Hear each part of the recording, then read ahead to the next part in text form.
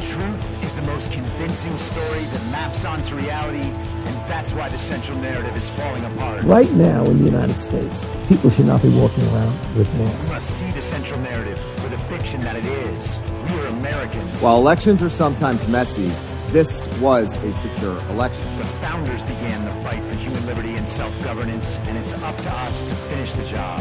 I'll tell you what, we are in a truth emergency right now. This is the end game.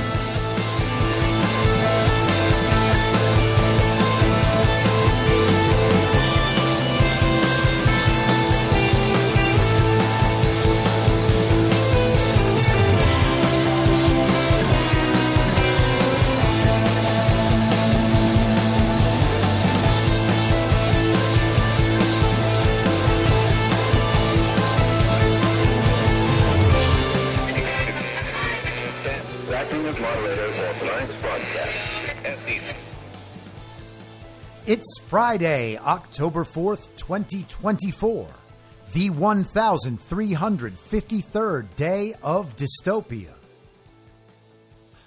I'm your moderator, Chris Paul. Let's be reasonable.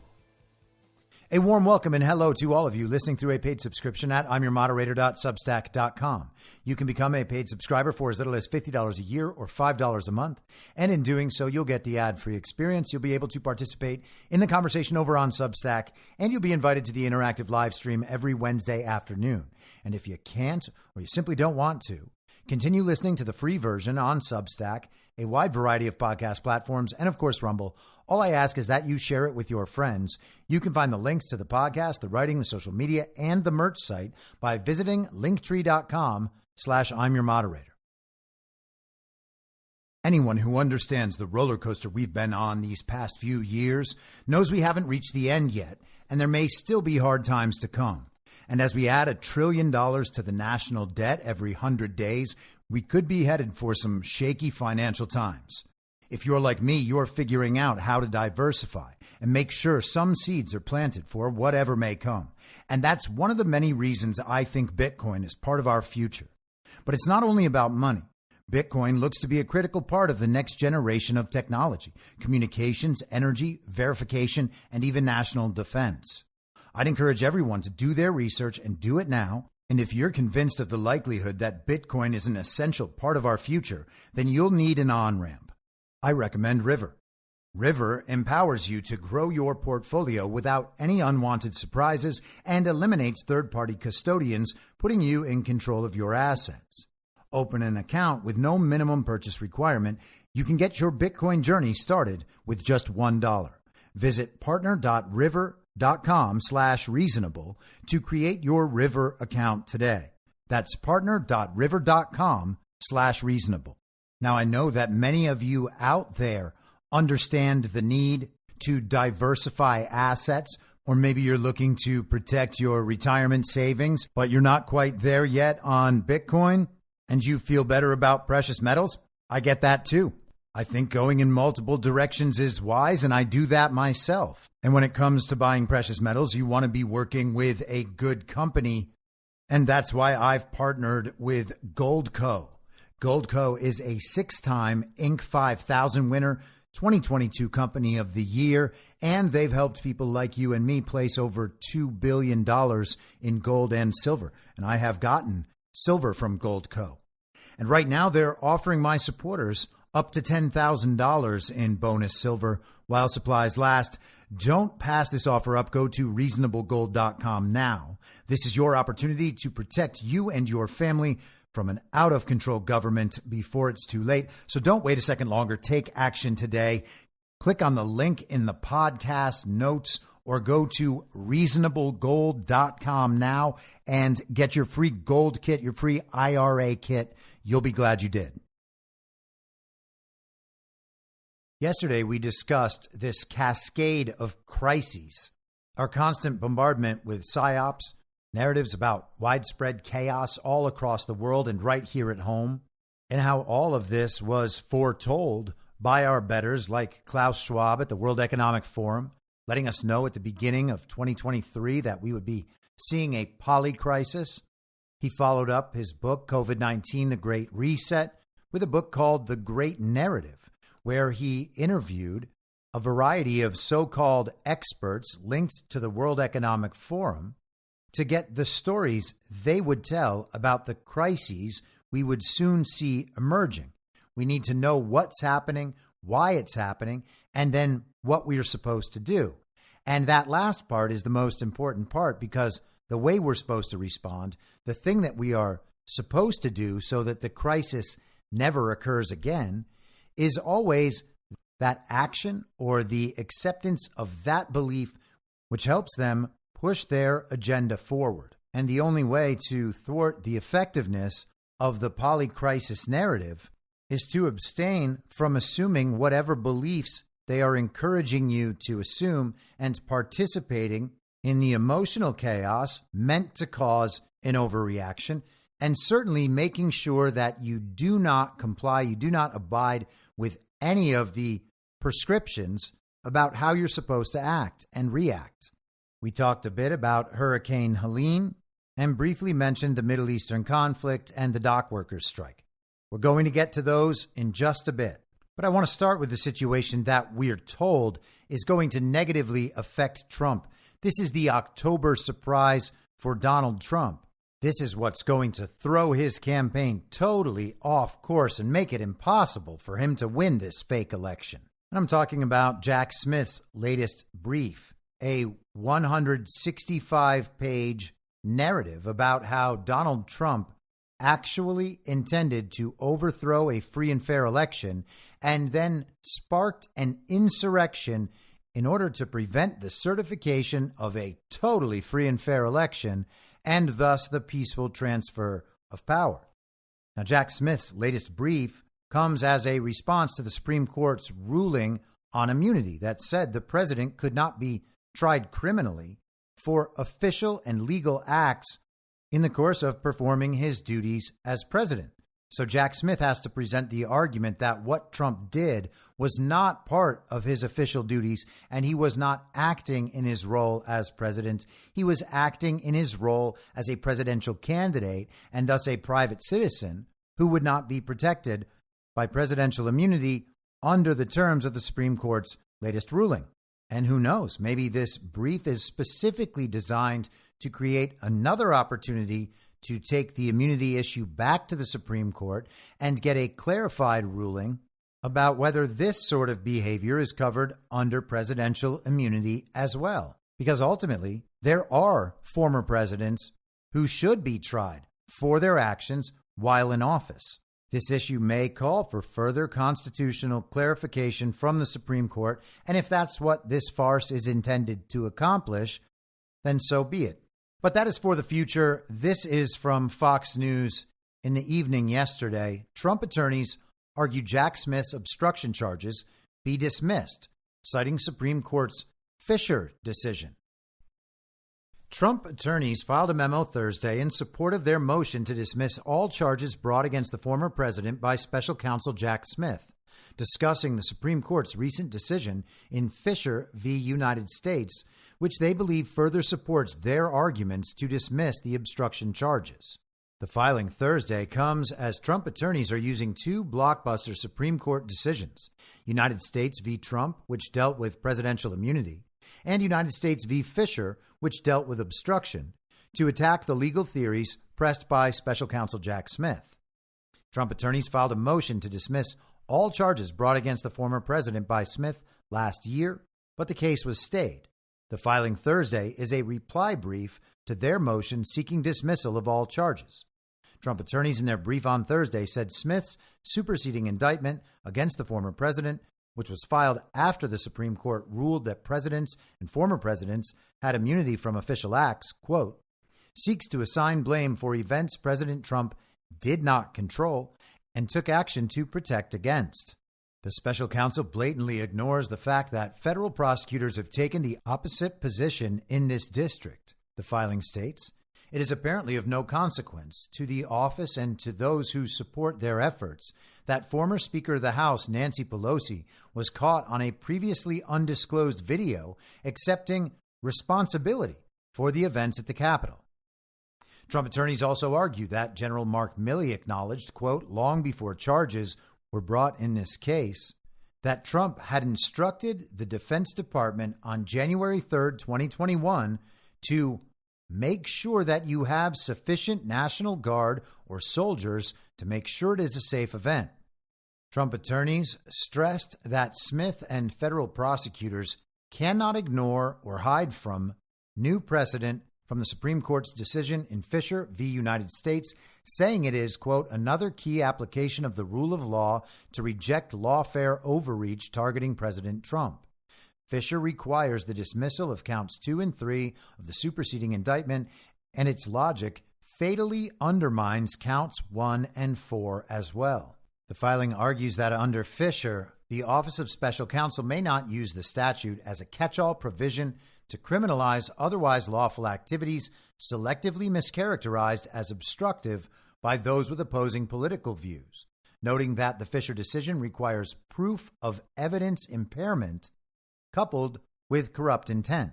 It goes on, once stripped of President Trump's official acts subject to immunity and protected First Amendment political advocacy, the superseding indictment lacks sufficient factual allegations to support either element as required by counts 2 and 3, Trump attorneys argue.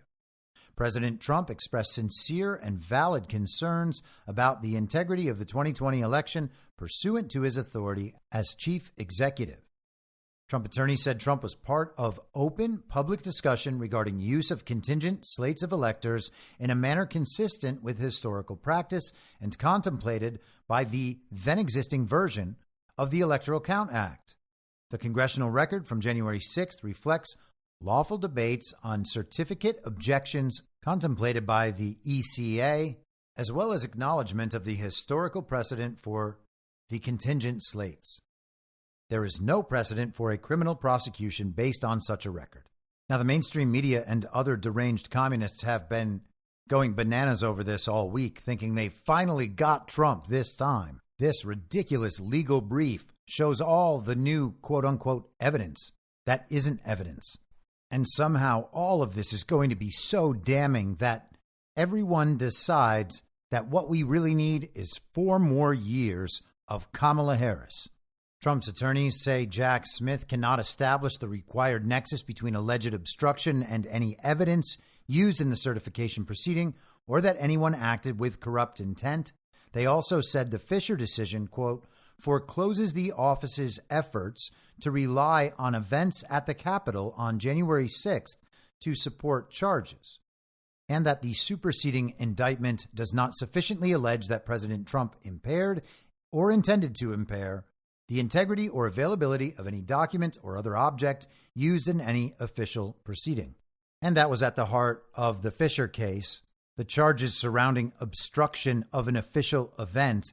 That was from back in the Enron saga, a provision of the Sarbanes-Oxley Act that makes it a crime to corruptly alter, destroy, mutilate, or conceal evidence related to an official proceeding or otherwise obstruct, influence, or impede any official proceeding.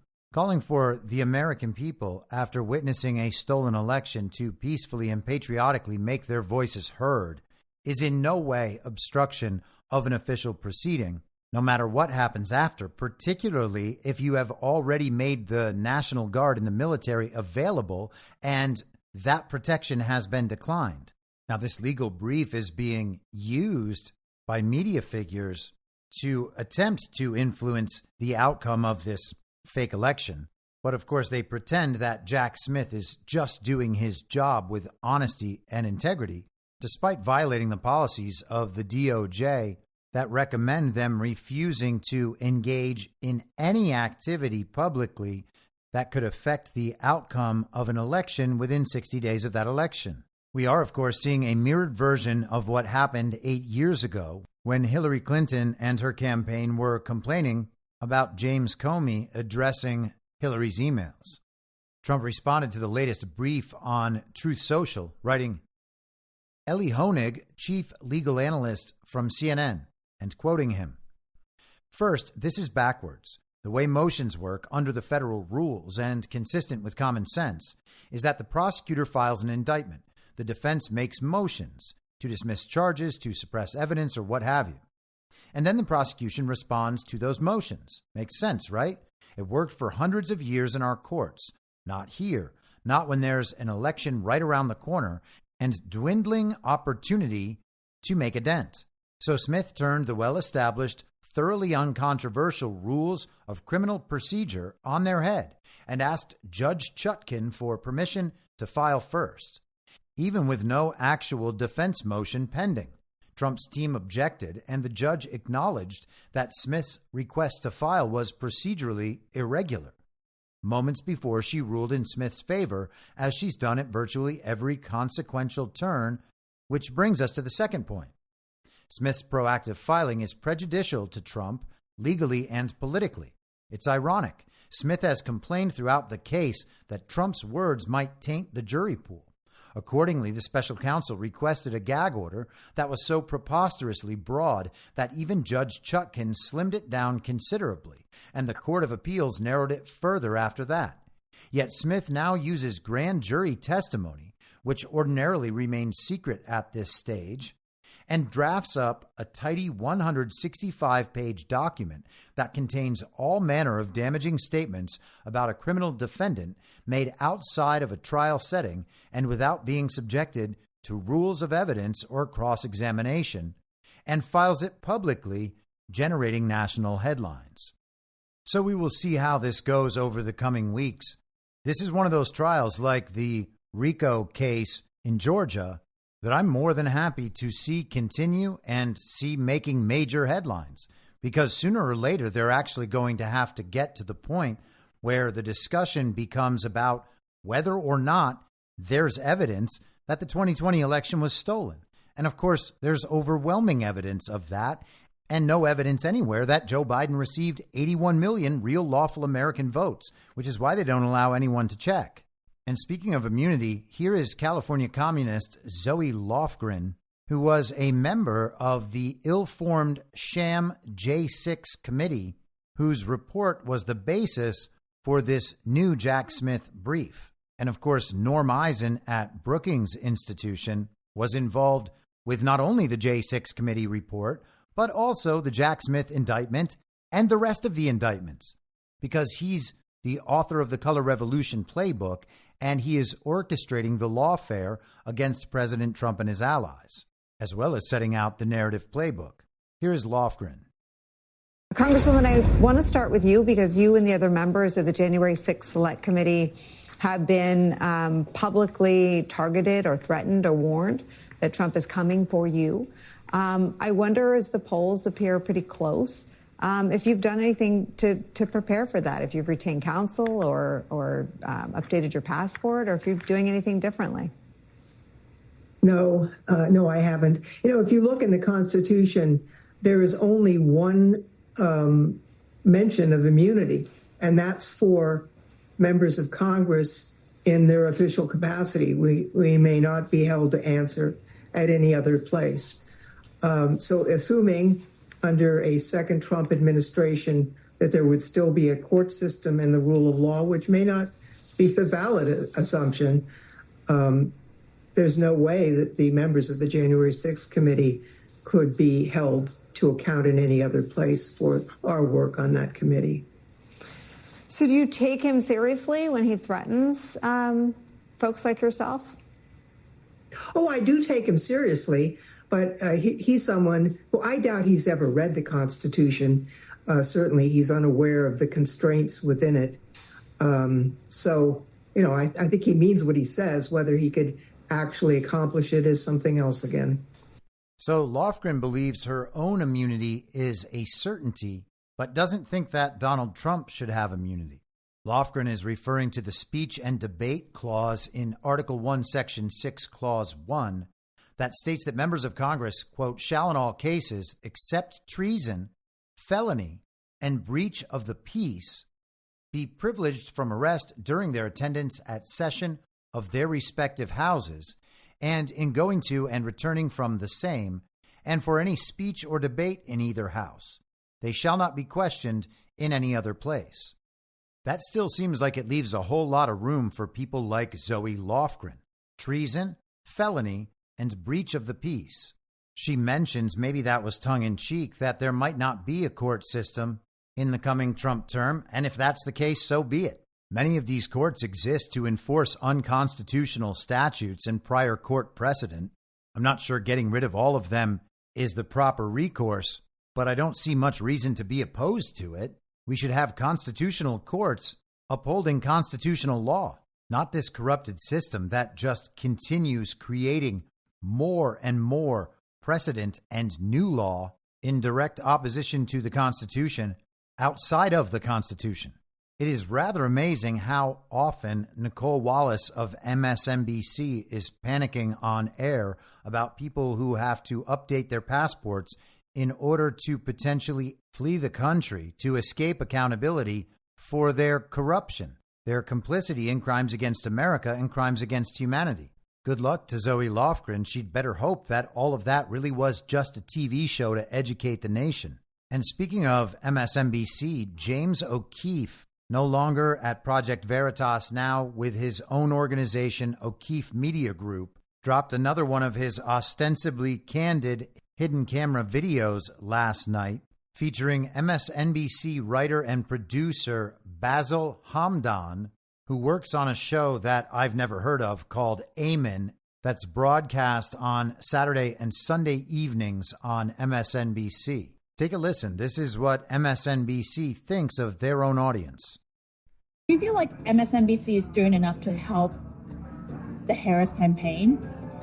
I mean, they're doing all they can. Meet Basil Hamdan, a writer and producer for MSNBC's weekend show, Iman. Basil also reveals that, quote, what her message of the day is their MSNBC's message of the day. What have they done to help the Harris campaign? Amplify her message. What her message of the day is their message of the day. Hamdan revealed that MSNBC is the Democratic Party's mouthpiece and is doing anything to get Kamala elected. Hamdan says this news network is indistinguishable from the Democratic Party. So is MSNBC just like doing whatever it takes to get Kamala elected? Yes. It hammers home the point that I'm making, that this news network is indistinguishable from the party. Are they just the Democratic Party's mouthpiece? Exactly. MSNBC is the Democratic Party's mouthpiece. Yeah. Basil calls MSNBC viewers brainwashed and states that MSNBC made their viewers dumber over the years. Viewers get mad at the guests or the host if the host were to criticize Democrats. They've made their viewers dumber over the years. I think brainwashing and dumbing down, it's bad. Aggressive, I get it. helps Trump. And when she's delivering these messages now, I think she keeps getting better. Kamala Harris is telling the truth. The hate campaign against Kamala Harris has begun. They purposefully pronounce her name wrong. But as a black woman, the product of a mixed marriage, she's an inspiration. I don't know, Nicole, vote for her or don't vote for her, but isn't it great to just have a positive conversation right now? Last week, we saw Vice President Kamala Harris's first mainstream media solo interview of her presidential run with MSNBC's Stephanie Ruhle. Many people were stating how much of a softball interview it was. Here's a clip from that. I just want to ask you yes or no. At any point in your life, have you served 2 all beef patties, special sauce, lettuce, cheese, pickles, onions on a sesame seed bun, working at a McDonald's? Yes or no? That's it. I have. Okay. These people are retarded. So MSNBC hates their audience. And we've talked about this a bunch of times. They have to hate their audience to be deceiving them so thoroughly all the time. They obviously don't care what happens to the members of their audience. They want them to function as brainless automatons, be angry all the time, repeat the messaging all the time, hit the streets and protest whatever we tell you to protest, project our hate outward into your workplace, your community, your family, your friend group, and just vote blue no matter who, or you're a racist, a sexist, a homophobe, an Islamophobe, a transphobe, and you can just keep on going down the list. Now, Fox News is not much better. They have the same program with the same motivations, and they pitch a slightly different brand of the central narrative. But it's not like they respect their audience anymore. They are a different brand of the same product. Their goal is to support the underlying truth of the central narrative and the reality of all the events described within it. They exist opposite one another in the controlled opposition dynamic. They lead the members of their audience to make terrible decisions in their lives on purpose.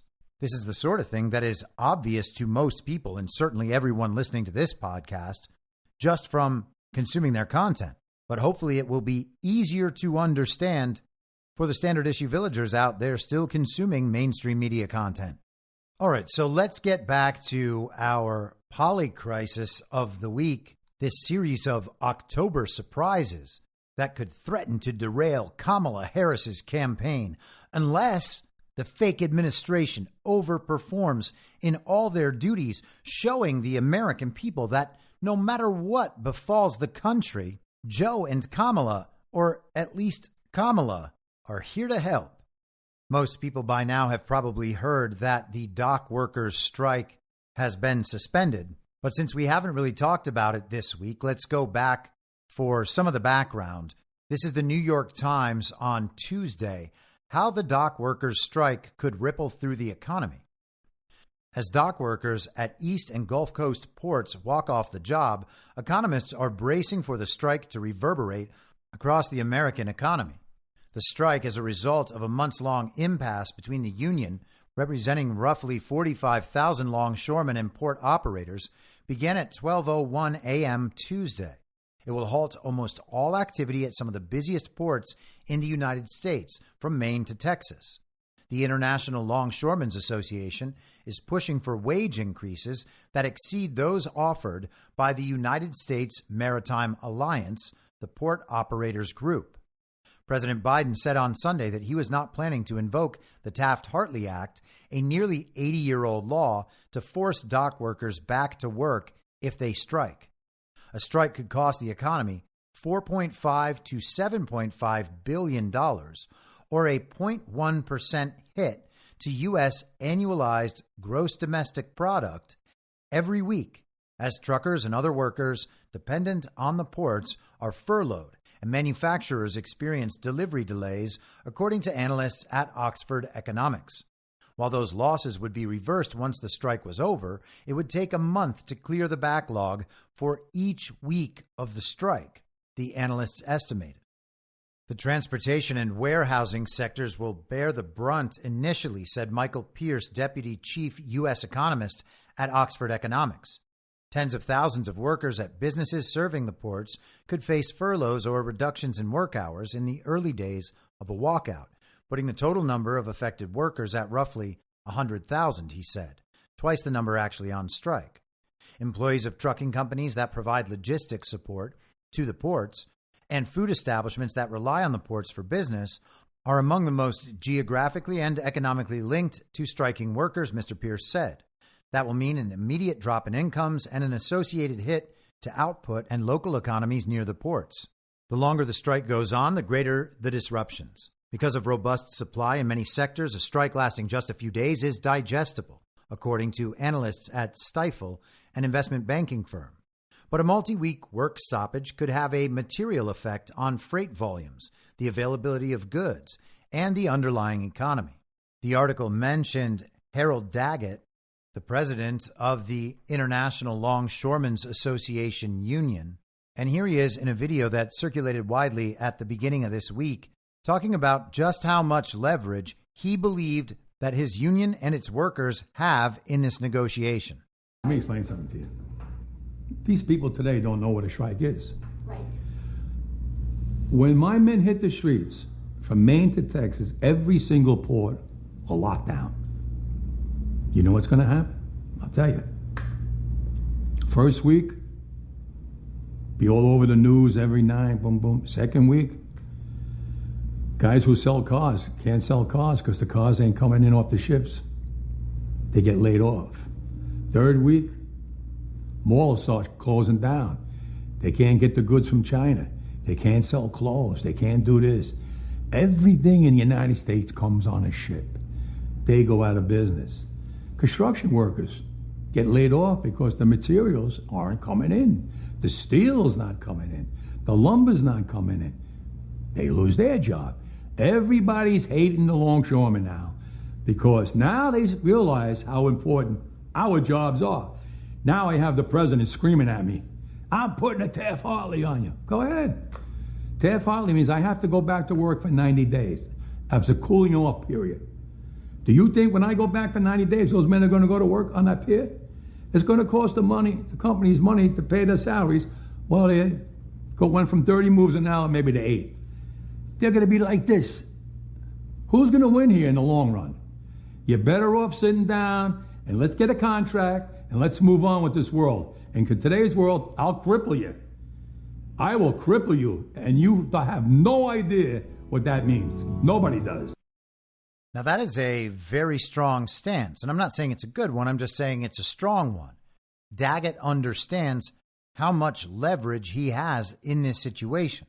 Should a union boss have that much leverage? Should a union boss be able to cripple the American economy?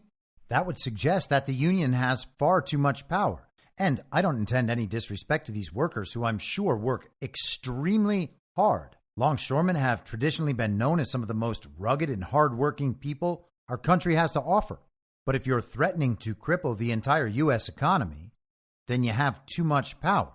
You could basically make that threat and demand whatever you want after that. That's not the sort of situation that should ever come into being. That's not the sort of situation that should ever be allowed.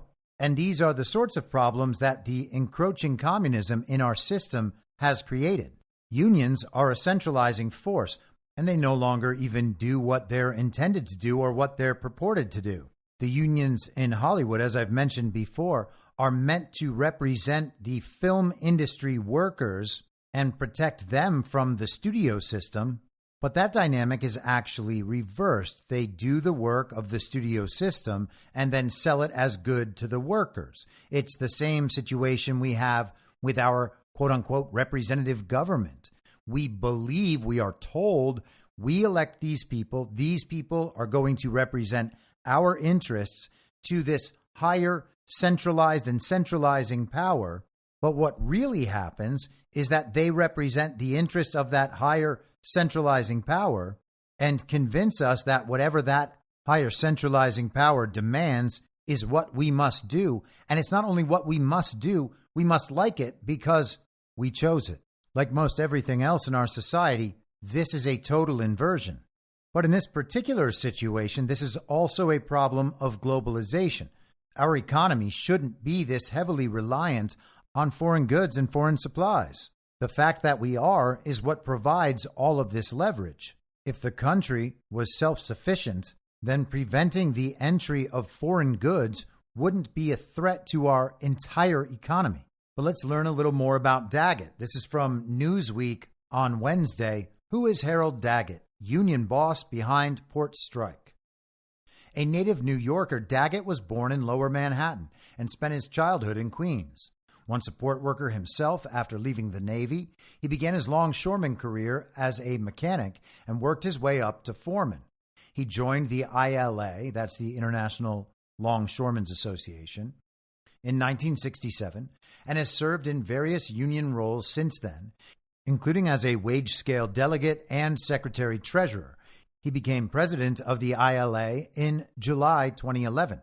According to his ILA profile, Daggett has, quote, successfully negotiated 2 landmark 6-year agreements with the U.S. Maritime Alliance and is credited with bringing increased employment and stability for his ILA members and growth for the industry at all ILA ports. Also on Wednesday, the New York Post highlighted Daggett's rather luxurious lifestyle. The headline in that article, Union Boss Who Threatens to Cripple Economy Lives in Luxe 7,000 square foot mansion. Harold Daggett, the union boss who has vowed to cripple the U.S. economy if ports don't ban automation and raise dock workers' wages sharply, had a Bentley convertible parked outside his sprawling mansion in New Jersey this week, exclusive photos obtained by the Post reveal.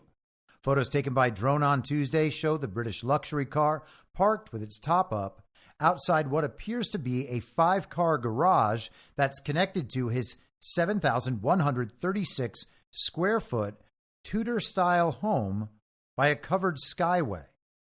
The hulking 2-story mansion, located on a 10-acre property in Sparta, New Jersey, a leafy enclave 50 miles west of New York City, encircles a spacious backyard patio with an amoeba-shaped pool. A covered outdoor bar is situated next to what appears to be a massive brick pizza oven. A gate on the far side of the patio opens toward what looks like a freestanding sauna surrounded by a spacious wooden deck.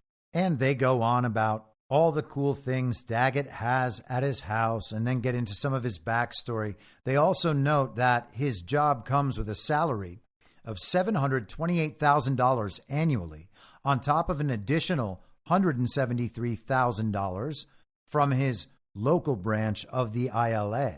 But let's go back to Newsweek for some more details. Harold Daggett's mob tie allegations fought in court. In 2005, the U.S. Justice Department accused Daggett of being an associate of the prominent Genovese crime family. He was, along with fellow ILA member Arthur Coffey, charged with extortion, conspiracy, and mail and wire fraud conspiracy, according to the Journal of Commerce. Both were later acquitted. In his trial, Daggett attested that he was a target of the mob. During his testimony, he described being threatened with his life in 1980 by George Barone, an admitted former Genovese mob killer and former ILA vice president who testified during the trial. As he left the court following his acquittal, Daggett is reported to have said, "What doorway do I have to go through to get my reputation back?" During the course of the trial, one of Daggett's other co-defendants, Lawrence Ricci, an alleged mob member, disappeared. His decomposing body was found weeks later in the trunk of a car in a New Jersey restaurant parking lot. Worth noting that the Genovese crime family was one of those targeted by Rudy Giuliani when he was a U.S. attorney for the Southern District of New York. And it's always good to know that not only do we have a criminal enterprise controlling our government, we also have criminal enterprises controlling the unions as well.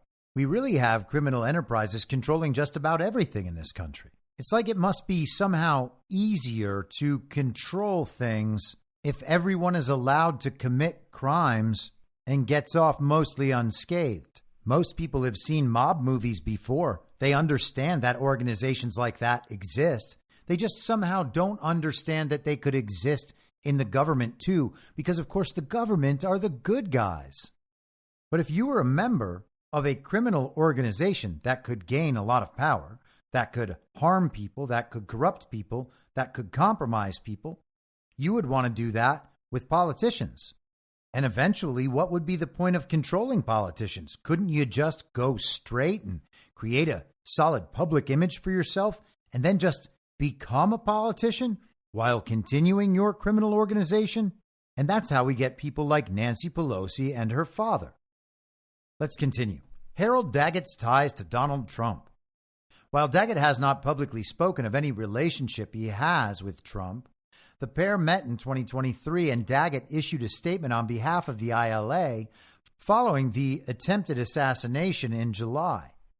It was sickening to watch a political rally suddenly turn into a bloody battlefield with our former president the target of a deranged shooter, Daggett said. The ILA and its 85,000 members join all Americans in offering collective prayers to Donald Trump, his family, and the victims at Saturday's rally. During their 2023 meeting, Daggett said he discussed the threat of automation with Trump and that the pair had a, quote, wonderful, productive 90-minute meeting, end quote, in which Trump pledged to support the ILA. Since the strike began, Trump has expressed his backing for striking workers. They cite a statement from Trump released on October 1st. It reads, "The situation should have never come to this, and had I been president, it would not have. This is only happening because of the inflation brought on by Kamala Harris's 2 votes for massive out-of-control spending and her decision to cut off energy exploration. Americans who thrived under President Trump can't even get by because of Kamala Harris. This strike is a direct result of her actions. American workers should be able to negotiate for better wages, especially since the shipping companies are mostly foreign flag vessels, including the largest consortium, ONE. ONE is an acronym for Ocean Network Express, and it's worth noting that in September, just 3 weeks before this strike, One announced the formation of the Premier Alliance, a new container shipping alliance set to begin operations in February 2025. It seems like that might be related, and I imagine it would be an interesting rabbit hole nonetheless.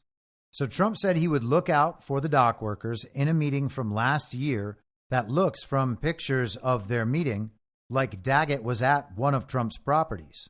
Daggett also has a long relationship with Joe Biden, which is unsurprising because Joe Biden's family legitimately partnered with the nephew of James Whitey Bulger. But here's what Newsweek has to say about Daggett and Biden. During the 2020 election, the ILA endorsed Biden's campaign for the White House. Joe Biden's friendship and support of the ILA goes back decades from his time as a U.S. Senator from Delaware, Daggett said at the time.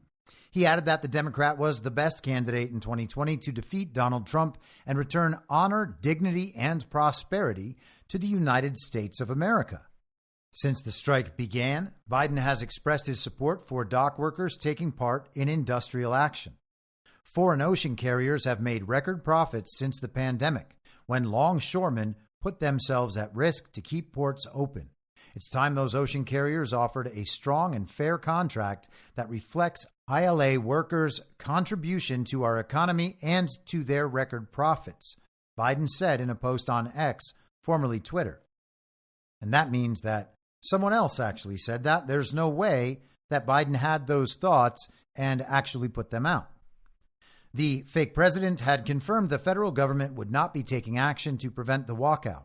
A strike could be mitigated for a stretch by Biden, invoking the Taft-Hartley Act. This permits the government to intervene in labor disputes that could threaten national security or safety by imposing an 80-day cooling-off period.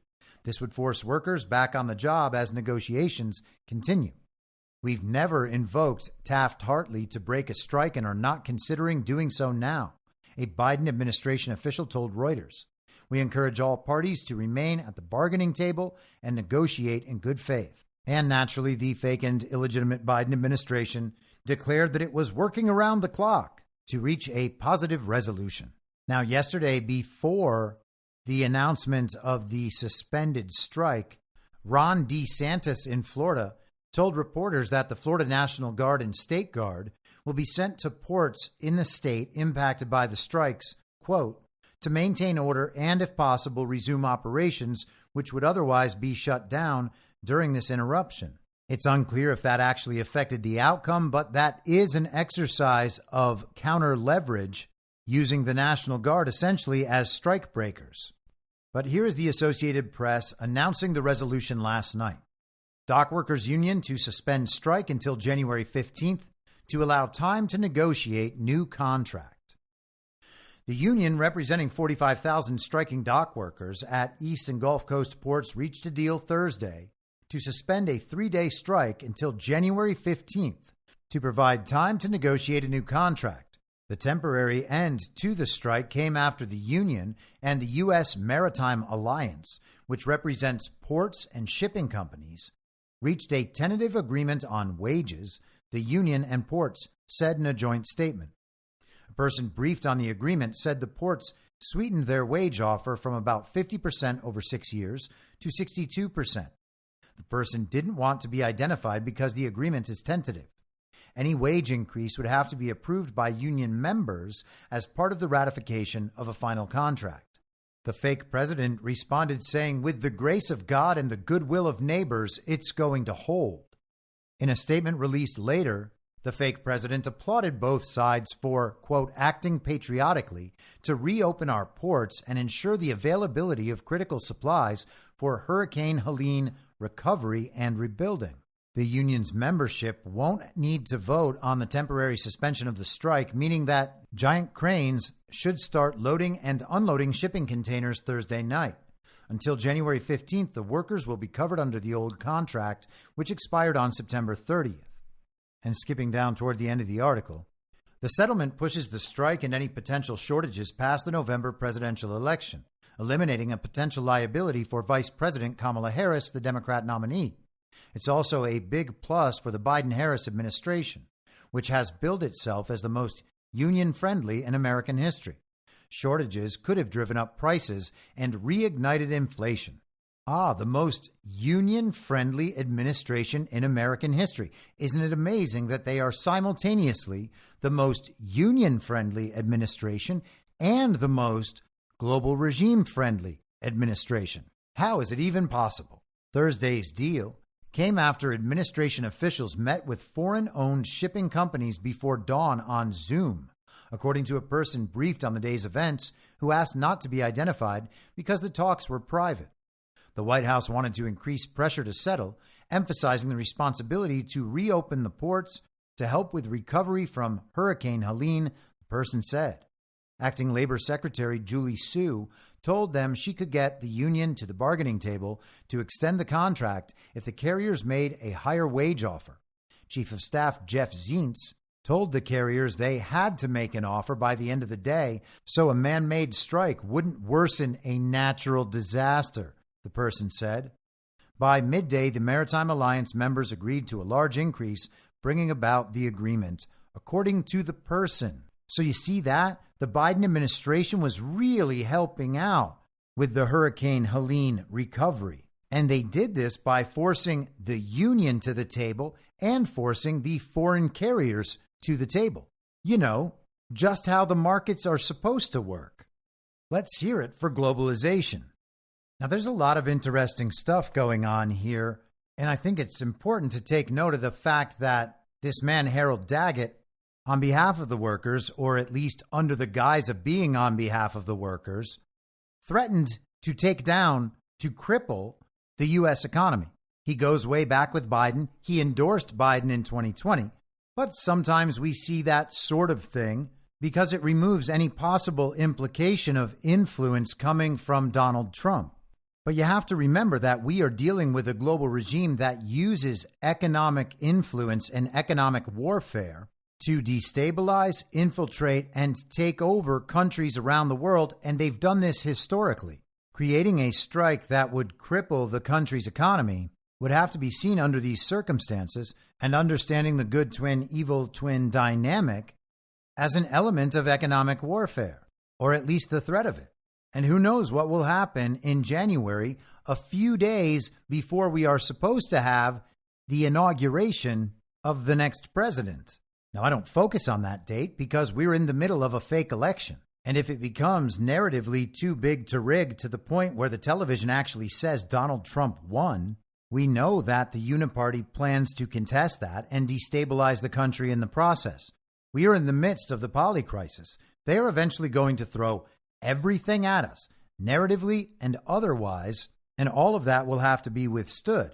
So there are still challenges to come in relation to this dockworkers strike. It may be the case that Trump is, quote unquote, re-entering office, which only means becoming publicly recognized once again as the president. And when that occurs, we can expect more economic warfare. Why wouldn't they want to attempt to destabilize the country in every way possible to make it look like it is Donald Trump's doing or Donald Trump's fault? And as far as the automation is concerned, it's unlikely that that issue will go away. I would imagine that that meeting last year between Trump and Daggett probably holds the key to unlocking absolutely all of this, but of course we don't have access to that.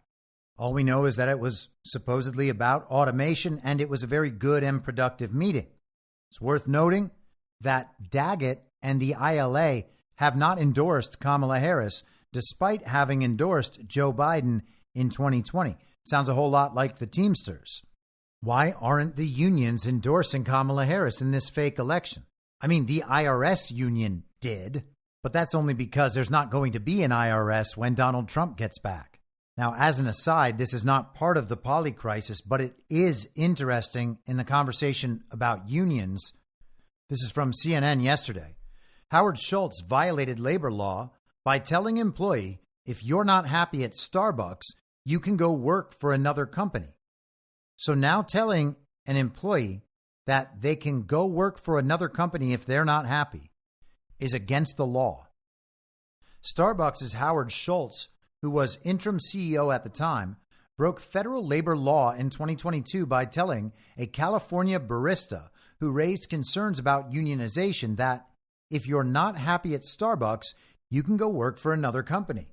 A decision by the National Labor Relations Board on Wednesday said Schultz's statement was an unlawful, coercive threat.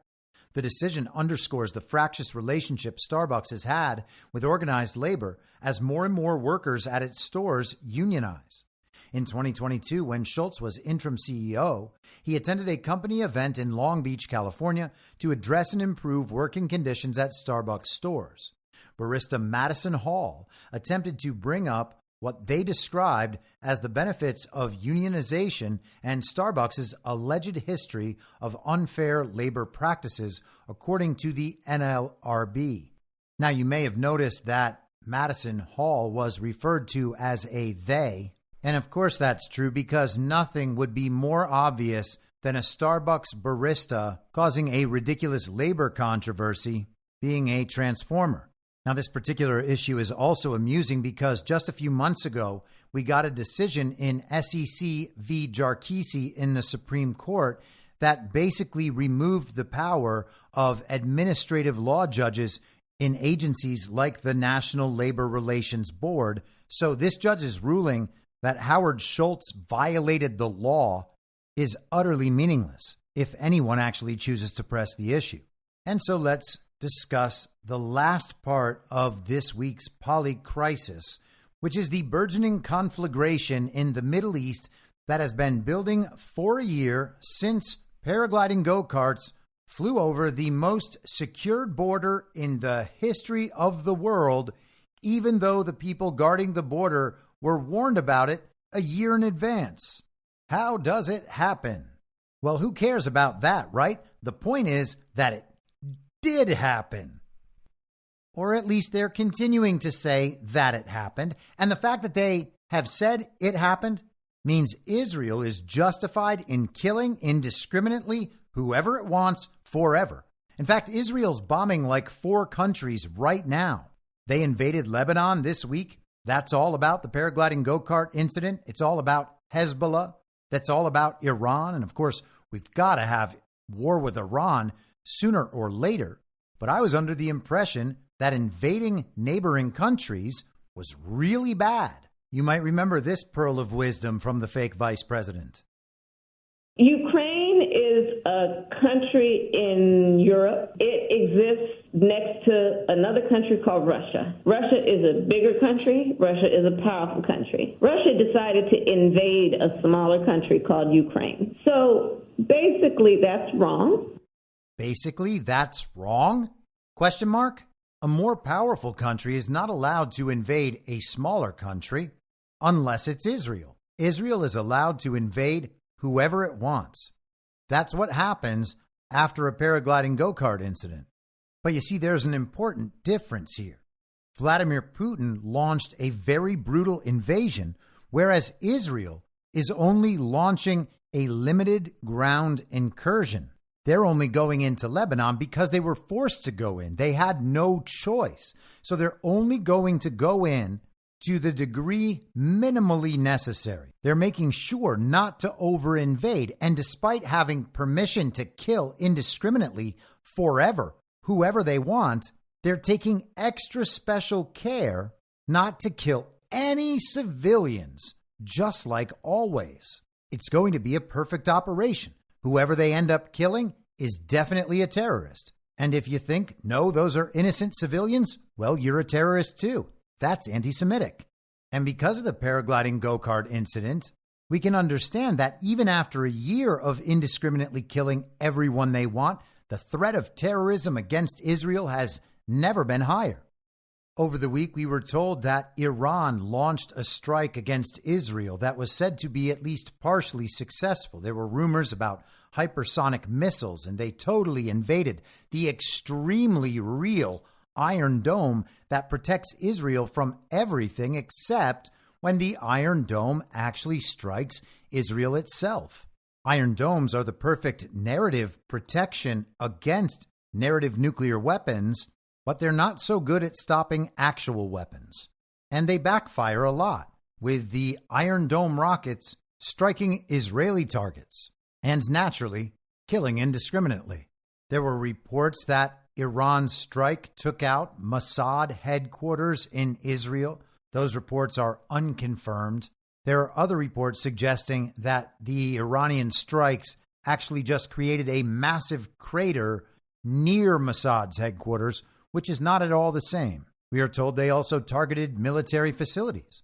Now, in the news this week, we heard about when Iran launched a strike on U.S. military installations during the Trump term, and how the soldiers there had traumatic brain injuries that Trump referred to as headaches. Now, that story plays out in reruns rather frequently, a couple of times a year. Trump has talked about that story and made it quite clear that that was a face-saving strike on the part of Iran, intended not to actually damage the military facility, but just to be seen as an obvious threat and retaliation. The media paints Donald Trump as minimizing the incident, and they need that because otherwise they would have to admit that these strikes are sometimes face-saving incidents. Iran missed on purpose. Now, the strikes this week were very reminiscent of the supposed strikes in April, where hundreds of missiles and drones were sent, and we watched throughout a Saturday afternoon, or more accurately, just sat there waiting from the time when the strike was supposedly launched to hours and hours later when they said, oh, well, they missed. We took out all of their missiles and drones with our Iron Dome and with the help of the United States. Well, that's the same thing that happened this time, except they actually tried to broadcast it live on television as though this was Operation Desert Storm or something. All of this happened on Tuesday, and then the CBS moderators led off the conversation by repeating the entire central narrative backstory about Israel and Iran, saying that the attack totally failed due to Israel and the United States intercepting the attack, and that somehow Iran had been weakened but was still on the verge of creating a nuclear weapon, and they could do it in a week or 2 weeks, which is also what they've been saying for a while. We were also told that there were terrorist incidents on Tuesday in Israel, terrorists gunning people down in the streets. And I don't mean to make light of these things to the extent they are actually real, but it's impossible to know whether or not they're actually real. What we know for certain is that the inciting incident for absolutely all of this was one of the most ridiculous farces we have ever seen in the paragliding go-kart incident. And people believe that they have evidence of all of these other stories actually being real. But who in their right mind would accept any of this as reported? And more importantly, how can any of this be relied upon to draw conclusions about what it means and what must be done in response? We shouldn't be involved in these situations over there in the first place. Israel is not, in fact, our best ally. Israel is a global regime proxy state through which a massive amount of influence is directed at our country and our lifestyle and our livelihood. This is not something that just happened. I've talked many times about the book, The Transfer Agreement by Edwin Black, a Jewish Zionist and supporter of the Zionist Project. The book is in its third edition. That's the edition I read. It was originally published in 1984. It has received numerous awards. And the thrust of the book is to describe the deal made between Zionists and Nazis to transport European Jews to Palestine in order to set up the state of Israel as something good and necessary. The argument being made that even if they empowered the Nazis and abandoned European Jews, all of that was a worthy sacrifice to set up the Jewish ethno-state in Israel. The book explains in explicit detail how the various decision-making bodies in what it calls international Jewry make decisions on how they will wield influence to bring all the countries of the world to heel and help and support them in their Zionist project, using international media and international finance. This isn't my interpretation of the book. This is what the book is about. This is the exact sort of leverage that was used to bring the United States into World War I and World War II. The Zionist project spawned from the Rothschilds with Theodore Herzl, and it just so happens that our government has been captured for well over 100 years, if not the entire time, by international finance and those same global bankers. This has nothing to do with Judaism or Jewish people, aside from the fact that the people at the top rungs of this hierarchy now identify themselves as Jewish. We are essentially forced and coerced into supporting this project because that level of influence has only grown over the last 100 years. That's one of the important understandings that this entire narrative storyline is meant to convey. All of the chaos and conflict is meant to support regime change in various countries in the Middle East and eventually provide a justification for drawing the United States into a kinetic expansion of World War III. And so let's catch up to where we are today. This is from Reuters. Israel targets Hezbollah intel headquarters in Lebanon. Iran says it will not back down. Israel said it had targeted the intel headquarters of Hezbollah in Lebanon overnight and was assessing the damage on Friday after a series of strikes on senior figures in the group that Iran's supreme leader dismissed as counterproductive. The air attack on Beirut, part of a wider assault that has driven more than 1.2 million Lebanese from their homes, was reported to have targeted the potential successor to the leader of Iran-backed Hezbollah, Syed Hassan Nasrallah, assassinated by Israel a week ago. Yeah, they're allowed to assassinate, of course. Hashem Safieddin's fate was unclear, and neither Israel nor Hezbollah have offered any comment. UN spokesperson Stefan Dujarric said on Friday the toll on civilians in Lebanon from Israel's campaign against Hezbollah is, quote-unquote, totally unacceptable. All parties must do whatever they can at all times to protect civilians and civilian infrastructure and ensure that civilians are never put in harm's way, he told reporters in New York. More than 2,000 people have been killed in Lebanon as the result of the conflict in the past year, most of them in the past 2 weeks, according to the Lebanese government, which has not broken down the overall figure to detail the number of civilians and Hezbollah fighters killed. The Lebanese government has accused Israel of targeting civilians, pointing to the dozens of women and children killed.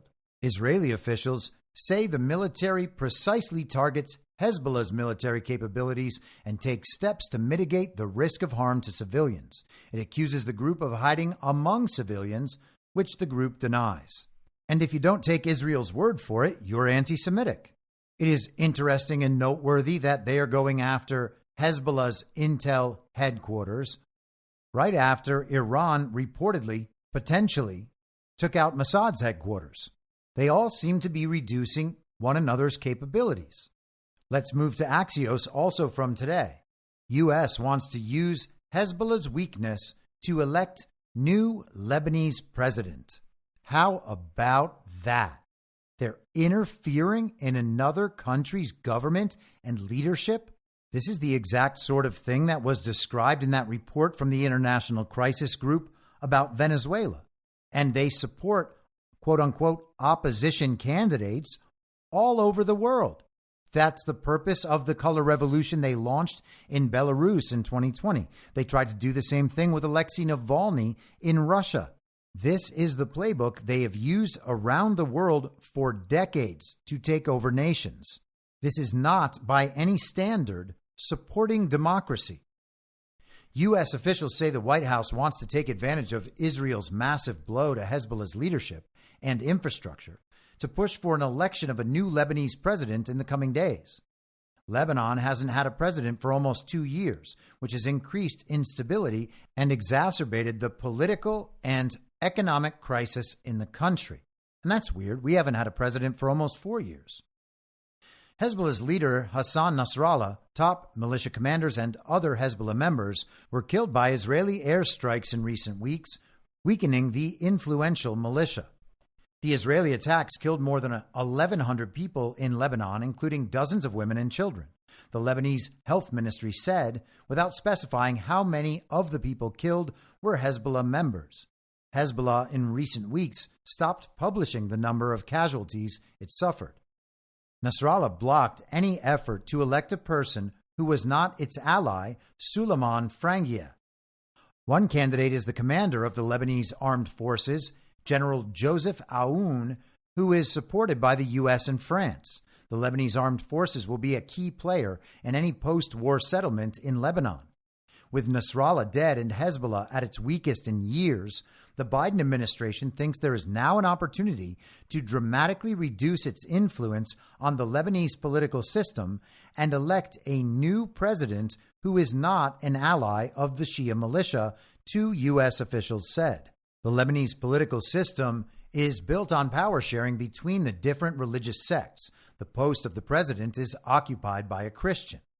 At the end of October 2022, former President Michel Aoun, who had close relations with Hezbollah, ended his term. Since then, the Lebanese parliament hasn't reached a consensus on a new president. The U.S., France, and several Arab countries, including Saudi Arabia and Qatar, have been trying for 2 years to mediate between the different political parties in the country to reach a compromise, but almost every initiative was undermined by Hezbollah. We have made clear for some time that we think the Lebanese government needs to overcome the dysfunction in the system, one of the primary instigators of that dysfunction being the Hezbollah veto over who the next president would be and elect a president. That remains true, U.S. State Department spokesman Matthew Miller said on Thursday. Two U.S. officials said the White House sees the current situation in Lebanon as an opportunity to break the deadlock over the election of a Lebanese president and thinks it should be the top priority even before a push for a ceasefire between Israel and Hezbollah. Wow, that sounds like they are using the cessation of violent attacks as leverage to install their chosen president. That's exactly what that is. In recent days, Lebanon's Prime Minister Najib Mikati told President Biden's advisor Amos Hochstein that he wants to move forward with the plan the U.S. laid out in June for a diplomatic solution in Lebanon. Hochstein, by the way, was involved in the Trump-Ukraine impeachment hoax. He was the man who alerted the National Security Council in May of 2019 that Rudy Giuliani and Gordon Sondland were making the comedic actor in Ukraine, Volodymyr Zelensky, very uncomfortable. Hochstein worked in the Obama State Department and is now a senior advisor of the fake President Joe Biden. Hochstein told Mikati that the proposal is off the table because conditions on the ground have changed in the last 2 weeks due to the increased fighting between Israel and Hezbollah. Instead, Hochstein told Mikati that the priority should be electing a new president. People may remember that massive explosion at that port in Beirut in 2020. The response to that incident was also a call for regime change and ended with the government resigning. Again, what we are witnessing in all of these situations is the push and pull, the use of leverage on both sides to get the other to back down.